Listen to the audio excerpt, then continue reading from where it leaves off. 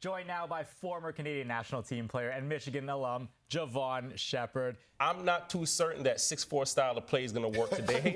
I'm not certain. Well, if you Tennessee, you sitting over there like, ooh, we got past due. Well, look who we going to play. Well, listen, FAU, they shoot the ball better. They have a guard in Janelle Davis that he's going to create advantages. He can score the basketball. And let's face it, this is a team that had a 20-game win streak this season, right? So that tells me that's a discipline. A little mismanagement of the game. I think it starts with the unsuccessful challenge with Kyle Lowry, which was clearly a foul.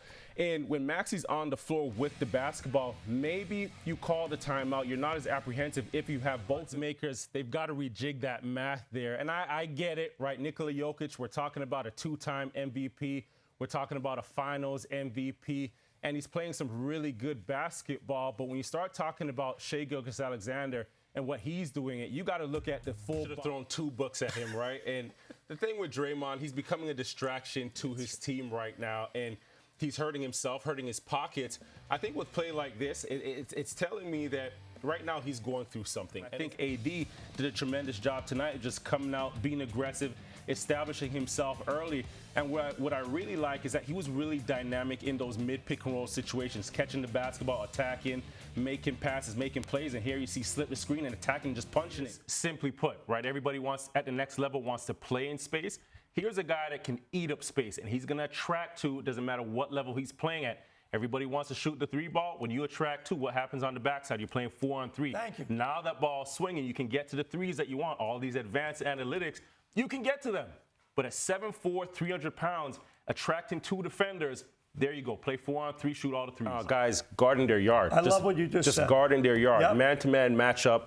I'm going to take this responsibility, right? And if my man scores, okay, I'm going to look over at coach and say that one's on me. Right, you look at how the New York Knicks have guarded Donovan Mitchell. It's been a lot of one-on-one coverage. Gotcha. When he gets in those ball screen actions, the bigs aren't aggressive on him, right? So he has the ability to get into the lane, get to the paint, finish at the rim, get to the free throw line.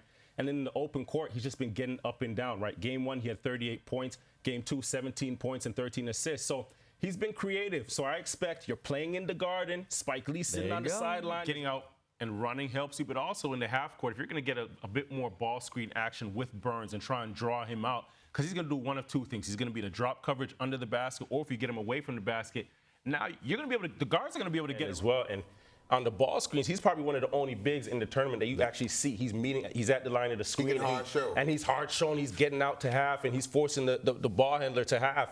But UConn's got to do a better job on the backside to help him as well. No, absolutely not. I thought it was soft. I thought it was an easy cop-out. If I'm Joel Embiid, I'm the leader of this team, right? You're down 2 games, and you've got to invigorate your squad. This is still a 7-game series. The reality is, when you start to get in that 7-foot, a 7'1" range, most of those bigs can't walk and chew gum, right? So when you talk about Zach Edey, this is a completely different conversation. And the thing is, you can't teach height, right? You can't teach how to move that sort of size right there. I think for Zach, he's improved every year that he's been at Purdue.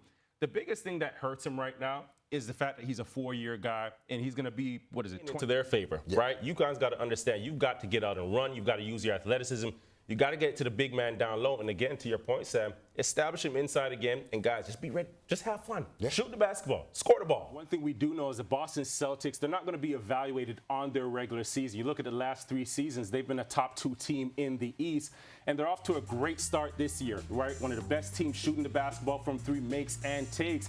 And they have some diversity with their offense, right? A number of guys can score the basketball. You have a closer in Jason Tatum. Jaylen Brown can really take over a game. But this is where you've seen the biggest difference in the Boston Celtics, number 2 in the league in post-up possessions. And that was with the addition of Porzingis, right? He's really stretched the floor for them, but also giving them an inside presence. The big question for the Boston Celtics is going to be in the playoffs.